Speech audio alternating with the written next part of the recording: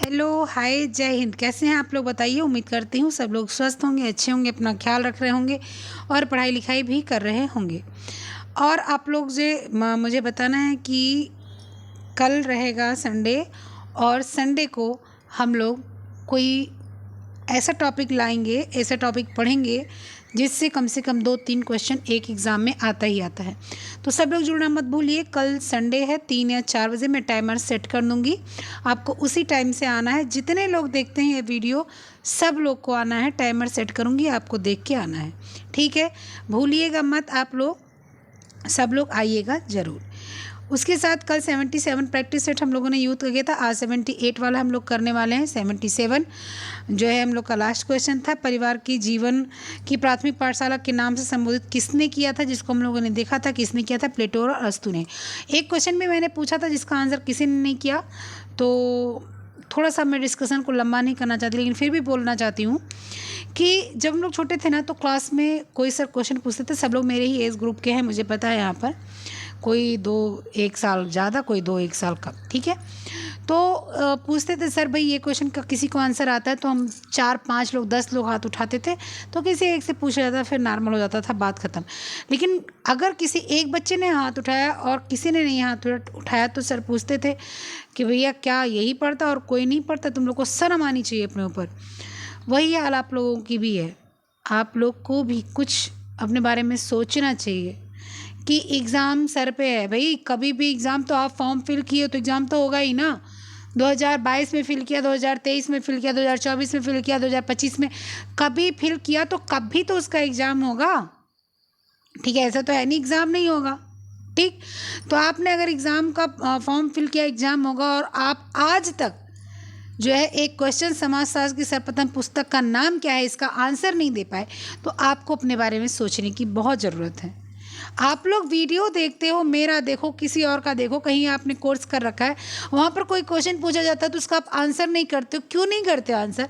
अगर आपको आंसर पता है तो बिल्कुल शान से करो, और अगर आंसर नहीं पता है तो बिल्कुल शान से लिखो कि मुझे पता नहीं है, और आप प्लीज़ बताने की कृपा करें, कष्ट करें, आप बता दीजिए। थोड़ा सा लहजा नॉर्मल रखो और पूछो किसी से भी, जहाँ कोचिंग वगैरह करते हो उनसे भी। ये आपके पढ़ने का तरीका है। हम लोग अपने बच्चों को सिखाते हैं ऐसे पढ़ो ताकि तुम आगे बढ़ो।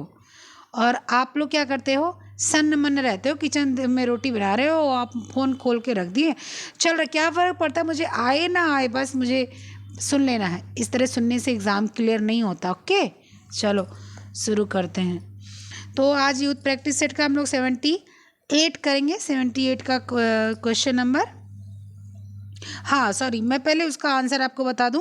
समाजशास्त्र की सर्वप्रथम पुस्तक का नाम था प्रिंसिपल ऑफ सोशियोलॉजी, ठीक है? किसने लिखा था? हर्बर्ट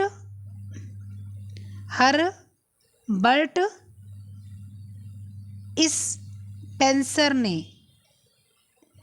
इसी बुक में, हर्बर्ट स्पेंसर की बुक प्रिंसिपल ऑफ सोशियोलॉजी जो थी,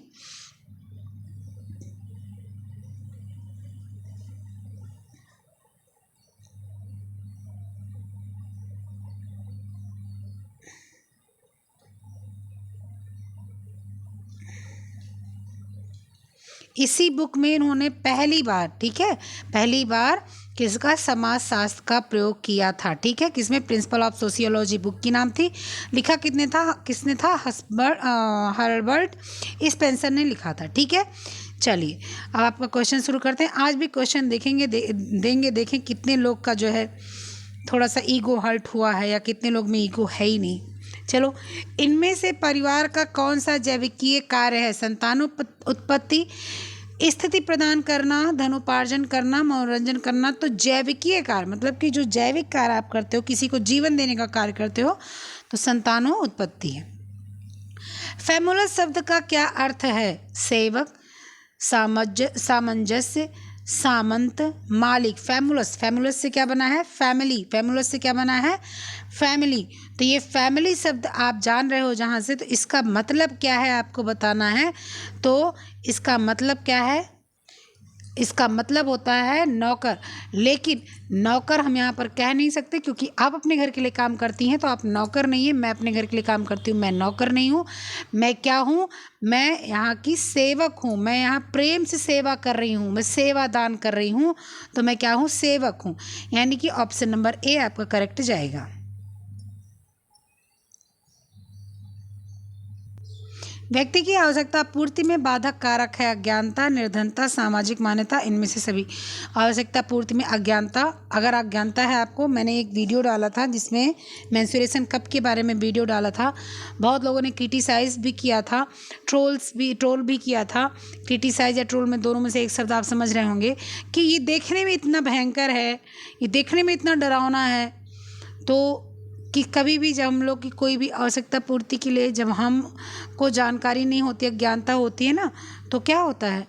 तो हमारी आवश्यकता पूर्ति नहीं होती। जो आप जो है पैड्स खरीदते हो 60 रुपये का, 70 रुपये का, इसमें सिर्फ 4, 5, 6, 10 जितने आप अपने मतलब अकॉर्डिंग आप स्टैंडर्ड के लेते हो, उसमें आपने अगर 250 200 रुपये का मेंस्ट्रुएशन कप लिया है तो आपको आराम से, वहाँ पर तो 10 साल बोल रहा है, आप 10 साल ना भी चलाओ कोई बात नहीं, आप सिर्फ उसको 5 साल चलाओ तो भी जोड़ लो। एक महीने का 60 रुपये और आप उसके हिसाब से जोड़ लो, आप 5 साल तक, आपको खुद पता चल जाएगा। उपयोग करने के बाद में पता चलता है। सबकी शरीर मेरी आपकी सबकी एक ही जैसी है। ऐसा नहीं है कि किसी की शरीर फूल जैसी है तो किसी की शरीर जो है पत्थर जैसी है, ठीक। तो ये अज्ञानता होती है, ठीक है। तो आपका अज्ञानता भी है, निर्धनता भी है। भाई पैसे कम होंगे तो आवश्यकता की पूर्ति होगी नहीं। और सामाजिक मान्यताएं भी होती हैं कहीं कहीं, जैसे कि सामाजिक मान्यता है कि जो है पीरियड आ रहा है तो हम किचन में खाना नहीं बना सकते, ठीक है। या पति के साथ हम लोगों ने सेक्स किया है तो हम पूजे के कमरे में नहीं जा सकते। ये मान्यताएं हैं, इसको हम लोग ख़त्म नहीं कर पाते हैं जल्दी, ठीक है। तो आपका ऑप्शन नंबर इनमें से सभी सही जाएगा। नेक्स्ट क्वेश्चन क्या है आपका, ये देखते हैं। भौतिक सामाजिक आत्मसंगठन और प्राप्ति को किस विद्वान द्वारा आवश्यकताओं का वर्गीकरण माना गया है? Professor W.I. थॉमस द्वारा, प्रोफेसर एली द्वारा, प्रोफेसर डेनियल तथा प्रेस्कोट द्वारा, या उपरोक्त में से सभी के द्वारा? आपको बताना है। तो प्रोफेसर डेनियल तथा प्रेस्कोट द्वारा ये कहा गया है। नेक्स्ट क्वेश्चन क्या है आपका? समाजशास्त्र सामूहिक प्रतिनिधानों का अध्ययन है। यह कथन किस समाजशास्त्री का है? सीमेल, वेबर, गिडिंग्स, दुर्खीम। ये किसके द्वारा कहा गया है? तो ये कहा गया है आपका दुर्खीम द्वारा। समाजशास्त्र की बात दुर्खीम ने बहुत की है, अधिकतर की है, ठीक है। इन्होंने बहुत कुछ बताया है कि जो है सांस्कृतिक, सामाजिक किसको बोलते हैं, किस प्रकार से आप जो है समाज को देखते हैं, किस प्रकार से आप समाज का जो है समूह देखते हैं, किस तरह से आपको मतलब सारी चीज़ें बताई हैं, आंतरिक बाहरी सबके लिए, इस तरह से, ठीक है। चल नेक्स्ट क्वेश्चन आपका क्या है, आइए देखते हैं। बालक बालिकाओं में पाए जाने वाले सामाजिक भेद है आचरण, स्वभाव, दृष्टिकोण, इनमें से सभी। तो बालक बालिकाओं में पाए जाने वाले आंतरिक भेद है स्वभाव, आचरण भी है, स्वभाव भी है, दृष्टिकोण भी। आचरण कैसे है कि जो है लड़कियां ऐसे पैर करके नहीं बैठ सकती, लड़कियां चिल्ला नहीं सकती, लड़कियां जो है किसी को गाली नहीं दे सकती, ठीक है। स्वभाव नम्र होना चाहिए, चाहे कोई 4 थप्पड़ मारते सहती नहीं हो, सहना चाहिए। दृष्टिकोण, लड़कियों के लिए दृष्टिकोण कैसा होता है कि लड़कियां हमेशा सहने वाली हो, लड़कियों को आप कितने भी परेशान करो वो सहे, लड़कियां जो है मेहनत करने वाली हो, घरेलू चाहे कितने भी काम पड़ जाएं। फला औरत देखो 20 आदमी का खाना बना लेती है, तुम नहीं बना पाती, ठीक है। फला को देखो कितना डांट पड़ती है लेकिन वो मुंह नहीं खोलती, तुम जो है जवाब देती हो, ठीक है। अरे यार वो कितनी अच्छी साड़ी पहनती है और तुम कैसे साड़ी पे कैसी भी साड़ी पहन लो अच्छी लगती, चाहे वो एकदम फटीचर रानू मंडल टाइप लगती हो, लेकिन आपकी पत्नी ऐश्वर्या राय जैसी भी हो तो भी आपको कहेंगे वो ऐश्वर्या राय है और आपका बेकार है, ठीक है। तो ये सारी चीज़ है, यानी कि इनमें से सभी।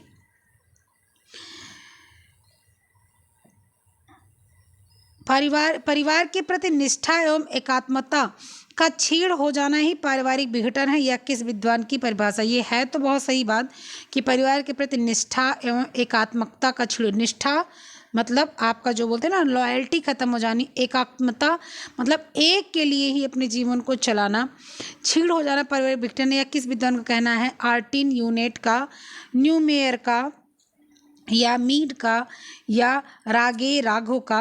तो ये है आपका मीड का कहना। ये कहते हैं कि परिवार में विघटन का सबसे बड़ा कारण है कि जब आदमी निष्ठा नहीं रखता, जब आदमी प्रेम नहीं रखता, जब आदमी एक पुरुष या महिला या परिवार के प्रति समर्पित नहीं होता, तो समस्या आती ही आती है। नेक्स्ट क्वेश्चन ये है, क्या देखते हैं, काम तृप्ति तथा पैतृक कार्य परिवार के विशिष्ट कार्य हैं। यह कथन किस विद्वान का है, जेएल वुड्सवर्थ, आर.एल. सदरलैंड, ऑकबर्न तथा निमकॉफ, और उपयुक्त में से कोई नहीं। तो यह कथन किसका है, ऑकबर्न तथा निमकॉफ का है यह कथन। इसका आपको जरूर ये पढ़ना है, ठीक है, ये आप जरूर पढ़ेंगे, इसका आंसर ये बिल्कुल सही है, इसको आप पढ़ेंगे जरूर, ठीक है। ऑकबर्न महोदय ने परिवार के 6 प्रकार बताए, इसको आप जरूर देखिएगा, ठीक है। चलें, नेक्स्ट क्वेश्चन क्या है आपका, सामाजिक परिवर्तन एक घटक है, वैज्ञानिक, सीमित, सर्वव्यापी, अद्भुत। तो सामाजिक परिवर्तन एक घटक है, कौन सा है वो, तो वैज्ञानिक, सीमित, सर्वव्यापी, अद्भुत। तो सर्वव्यापी है, सबको पता है कि समाज में परिवर्तन होते रहते हैं, एक घटक है। आप समाज के तरह से ढलते जाते हैं, आपको पता नहीं चलता कि आप ही समाज बना रहे हैं, आप ही परिवर्तित हो रहे। जैसे कुछ साल पहले, कुछ वर्षों पहले औरतें साड़ी में दिखती थी, फिर सूट में दिखने लगी, फिर टॉप में दिखने लगी, फिर क्रॉप टॉप में दिखने लगी, फिर स्पोर्ट ब्रा में दिखने लगी, फिर आपके जो है उसमें दिखने लगी, क्या बोलते हैं, बीच ड्रेस में दिखने लगी, फिर स्विमिंग ड्रेस में दिखने लगी। ये समाज एक्सेप्ट कर रहा है आगे आगे बढ़ने के लिए, और इसको हम लोग समझते नहीं, लेकिन एक्सेप्ट सब लोग करते हैं, हम ही लोग करते हैं, हम ही लोग बनाते हैं, ठीक है। तो आपका क्या हो जाएगा, सर्वव्यापी। नेक्स्ट क्वेश्चन क्या है कि समाज पर दहेज प्रथा का कुप्रभाव है, सुमेल विवाह, नैतिकता, स्त्रियों की उच्च स्थिति, और ऋणग्रस्तता, ठीक है। जो है समाज पर दहेज प्रथा क्या प्रभाव जो है, तो आपका तो यहाँ पर आपका क्या आ जाएगा, ऋणग्रस्तता। क्यों, क्योंकि ऑप्शन में भी यही आ रहा है और कुछ है नहीं। सुमेल विवाह होगा तो ऐसा कुछ होगा नहीं, नैतिकता होगी तो ऐसा कुछ होगा नहीं, स्त्री की उच्च स्थिति रहेगी तो स्त्री दहेज लेगी, देगी क्यों, ठीक है। और ऋणग्रस्तता, अगर आदमी ऐसा है, ऋणी है, या दया मतलब क्या बोलते हैं उसको, गरीब है, लड़का अमीर है, ऐसा कुछ करके है। और दहेज तो जान ही रहे हैं, अभी कुछ दिन पहले आया था, दहेज के चक्कर में बेचारा अभी शादी के कुछ ही दिन बाद पत्नी को मार के पूरा से मतलब बहुत बुरी स्थिति दिखाते हैं उसको। मैंने तो पहली बार देखा था उसको, तो बहुत ही अजीब सा लगा था। चले, आज के भी ज़माने में लोग दहेज के लिए मर रहे हैं, मार रहे हैं एक दूसरे को। आर्थिक दृष्टि से संयुक्त परिवार के लाभ हैं, मितव्ययता और भूमि विखंडन से बचाव, श्रम विभाजन एवं उत्पादन में सुविधा, संपत्ति का समाजवादी वितरण, उपरोक्त सभी। तो सबको पता है उपरोक्त सभी। नेक्स्ट क्वेश्चन क्या है कि संयुक्त परिवार के सामाजिक लाभ हैं, शायद यही ऊपर वाला ही है, आर्थिक, हाँ वही संयुक्त परिवार के सामाजिक लाभ है, सामाजिक सुरक्षा एवं परमात्म की भावना, सामाजिक नियंत्रण, परंपराओं की सुरक्षा, बच्चों का उचित पालन पोषण, उनमें से सभी। तो आप इसमें भी क्या आ जाएगा आपका, इनमें से सभी। ओके, नेक्स्ट क्वेश्चन चलते हैं, आइए देखते हैं। संयुक्त परिवार के दोष निम्नलिखित में से कौन कौन सही है। संयुक्त परिवार के दोष में व्यक्तिगत आर्थिक निर्भरता की कमी और आलसी व्यक्तित्व की वृद्धि, निर्धनता, सामान्य तथा बच्चों के व्यक्तित्व विकास में बाधक एक गंदी आदतों का विकास, द्वेष एवं तनाव का केंद्र एवं गोपनीय स्थानों का अभाव, इनमें से सभी। तो सबसे पहले तो देख लीजिए, व्यक्तिगत आर्थिक निर्भरता की कमी एवं आलसी व्यक्तियों की वृद्धि, सही बात है। जैसे कि आज की समाज में मान लीजिए सास ससुर सब लोग, लड़का 2 भाई ऐसे रहते हैं, तो शादी करने जाते हैं ना, तो आप देखो तो पता चलता है लड़का कुछ नहीं करता, लड़का का भाई दरोगा है, लड़के के पिताजी इंटर कॉलेज में मास्टर हैं, और तो कोई दिक्कत नहीं। तो जो पिता होता है ना, वो भी ऐसे ही आंख बंद करके जाता है, वो कहता कोई बात नहीं भाई, घर वाले तो कर रहे हैं ना, शादी कर देते हैं। अभी तो संयुक्त परिवार है, एक निठल्ला बैठा हुआ उसकी शादी हो जाती है, फिर बाद में क्या होता है, बाद में जब अलगाव होता है तो लड़की हाय हाय करके परेशान होती, क्योंकि परिवार वृद्धि हो जाती है, लड़का कुछ करता नहीं। तो संयुक्त परिवार की सबसे बड़ी कमी ये होती है, निर्धरता, सामान्य तथा बच्चों के व्यक्तित्व विकास में बाधक एवं गंदी आदतों का विकास, ठीक है। निर्धनता आती है क्योंकि बड़ा परिवार है तो जो है हो नहीं पाता। ठीक है, तो बच्चों के व्यक्तित्व विकास में जो है दिक्कत आती है। ठीक है, गंदी आदतों का विकास भी होने लगता है, इधर उधर घूमते रहते हैं, कोई कुछ बोल रहा है, कोई कुछ कह रहा है। ठीक, द्वेष एवं तनाव का केंद्र गोपनीय स्थानों का भाव। द्वेष होता है परिवार में, कैसे होता है, 2-3 बहुएं रहती है, आपस में लड़ती रहती है, कुछ करती रहती हैं। उसके बाद में जो है उनकी गोपनीयता भंग होती है। अपनी बहू बड़े कमरे में, अपनी बड़ी बहू कमरे में बैठी है, कोई भी गुजर, कोई बच्चा गुजर, तो उसको इरिटेशन होती है, फिर चिड़ मचती, फिर झगड़े होते हैं। तो ऑप्शन नंबर क्या हो जाएगा, इनमें से सभी, option number D. Next question क्या है, जहां पति पत्नी और बच्चों की मात्रा एक साथ मिलजुल कर छत के नीचे रहकर एक ही रसोई में खाना पकाते हैं तथा खाते, उसे क्या कहते हैं। ठीक है, तो संयुक्त परिवार, सामुदायिक परिवार, व्यक्तिगत परिवार, समाज। तो बता, हम लोग क्या बोलते हैं इसको, व्यक्तिगत परिवार। ठीक, चलिए नेक्स्ट क्वेश्चन देखते हैं। यह किसका कथन है, संयुक्त परिवार में दाम्पत्य प्रेम के विकास का अवसर कम प्राप्त होता है। बिल्कुल सही बात है, doctor Rajendra Prasad, doctor CV Raman, doctor Jagdish Chandra Bose, doctor PM Sinha. तो डॉक्टर राजेंद्र प्रसाद ने बोला है और एकदम 100% करेक्ट बोला है। संयुक्त परिवार, या कभी आप गाँव चले जाइए, आप अगर बाहर रहते हो तो आप देखने को पाएंगे कि आपको टाइम नहीं मिलना है, अपने पति से बात करने के लिए टाइम नहीं मिलता। आपको अगर मान लीजिए कोई काम की चीज़ भी कहनी हो जो सिर्फ आपकी उनके जानने की चीज़, तो आप उसको कह नहीं पाते। रात में अगर आप सोने जाते होते हो तो अगर मान लो साथ में ले गया कि चलो रात में साथ में लेटते बैठते हैं, तो भी आपको कुछ कहना होता ना, तो ये होता कि सुबह क्यों नहीं बताई थी, फिर सुबह टाइम नहीं मिलता, बहुत बहुत दिक्कत हो जाती है। तो इसलिए सबसे अच्छा ये कथन राजेंद्र प्रसाद जी ने लिखा है कि दाम्पत्य प्रेम का अवसर संयुक्त परिवार में बहुत कम प्राप्त होता है। इसीलिए फिर ये लोग जो है बाहर थोड़ा सा जो है कुछ दिन पे जाने की कोशिश करते हैं, लेकिन सब इतना संपन्न तो होता नहीं है। अपने परिवार, समाज तथा राष्ट्रहित हेतु अपनी क्षमताओं का संपूर्ण उपयोग कर मानव जाति का कल्याण कर सकता है। कुपोषित व्यक्ति, सुपोषित व्यक्ति, स्वस्थ व्यक्ति, इनमें से कोई नहीं। तो जो व्यक्ति आपका स्वस्थ और सुपोषित होता है वही व्यक्ति क्या कर सकता है, अपने कल्याण कर सकता है। ठीक है, ठीक है, तो आपका यहाँ पर क्या हो जाएगा, एक तो यहाँ पर सुपोषित और स्वस्थ एक साथ नहीं देना था, अगर दिया हुआ है तो सुपोषित और स्वस्थ दोनों सही है। ठीक है, स्वस्थ भी सही था, सुपोषित भी सही, सुपोषित रहेगा तभी व्यक्ति स्वस्थ रहेगा। ठीक है, चले, तो क्या हो जाएगा, स्वस्थ व्यक्ति। जब सुपोषित रहेगा तभी व्यक्ति क्या रहेगा, स्वस्थ रहेगा, इसलिए दोनों ऑप्शन बिल्कुल सही हैं। नेक्स्ट क्वेश्चन क्या है, राष्ट्रीय परिवार कल्याण केंद्र पर निम्नलिखित कार्य होते हैं। परिवार नियोजन, प्रसव के समय महिलाओं की देखभाल, माता शिशु की देखभाल, उपयुक्त सभी। राष्ट्रीय परिवार कल्याण केंद्र के लिए क्या होते हैं, सभी कार्य होते हैं। ठीक है, क्या होते हैं, सभी कार्य होते हैं।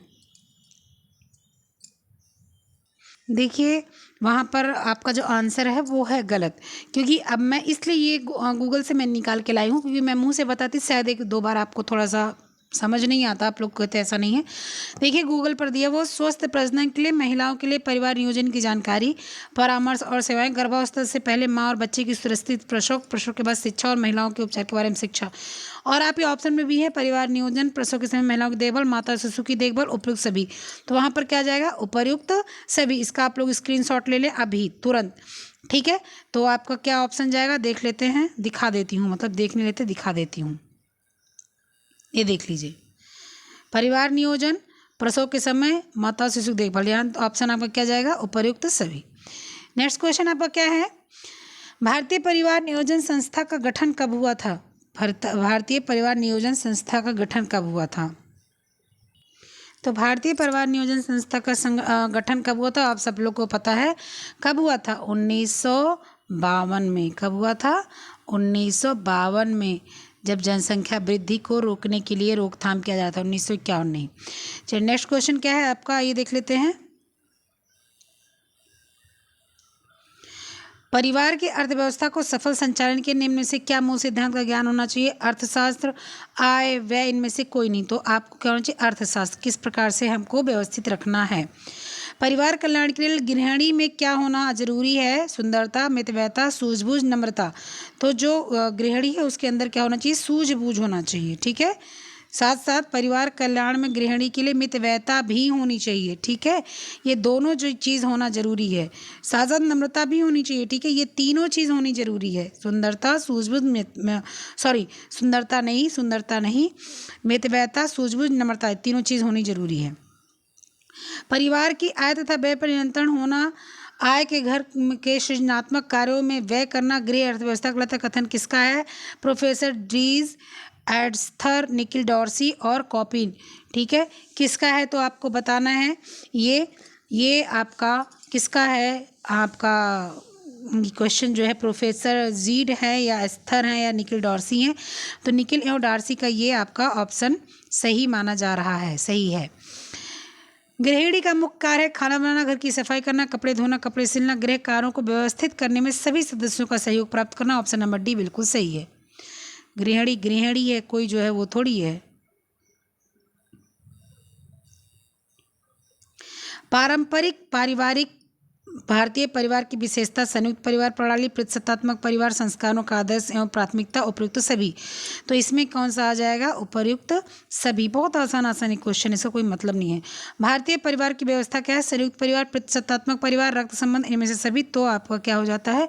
इनमें से सभी आ जाता है। क्यों? क्योंकि हम लोग के यहाँ जो है सारी चीज़ें देखी जाती हैं। संयुक्त परिवार कम हो गया है लेकिन फिर भी अभी देखा ही जा रहा है। परिवार नियोजन से लाभ है रोजगार में वृद्धि, निर्धनता में कमी, जीवन स्तर में सुधार, इनमें से सभी। तो इनमें से सभी इसमें भी आएगा। जब परिवार नियोजन होता है तो ये सारी चीज़ें होती हैं। अगर भारत में भी कम जनसंख्या होती तो शायद नौकरी, हर एक घर में सरकारी नौकरी हो सकती थी, होती। परिवार क्या है? एक समूह, एक समुदाय, एक सामाजिक संस्था, एक भीड़। तो परिवार एक सामाजिक संस्था है। ठीक है, नेक्स्ट क्वेश्चन। परिवार की कुशल अर्थव्यवस्था निर्भर करती है आवश्यक बचत पर, आवश्यकताओं के समन्वय पर, विवेकपूर्ण बचत पर, आवश्यक खर्चों की कटौती पर। तो आपको पता है विवेकपूर्ण बचत पर होता है कुशल, आवश्यकताओं के समन्वय पर मतलब जो आवश्यकता है उसको देखभाल करके और विवेकपूर्ण बचत की जाए, ये अर्थव्यवस्था निर्भर करती है। ठीक है, नेक्स्ट क्वेश्चन आपको क्या है ये देख लेते हैं। बहुपति विवाह, समूह विवाह और अनियंत्रित विवाह के सभी प्रकार है। एकल विवाह, प्रायोगिक विवाह, बहुविवाह या समझौता विवाह। तो ये हो जाएगा बहुविवाह। ठीक है, बहु मतलब बहुत।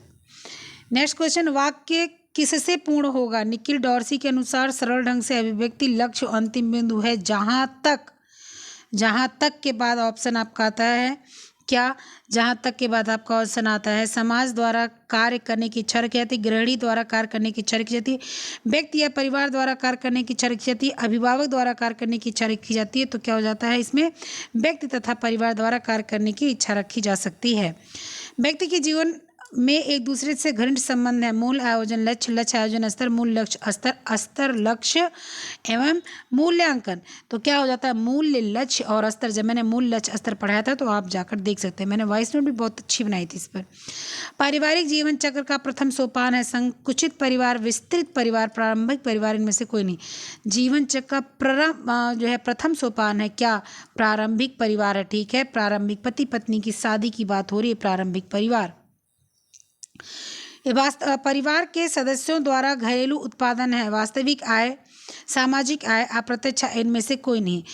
तो क्या है? परिवार के सदस्यों द्वारा घरेलू उत्पादन है आपका क्या?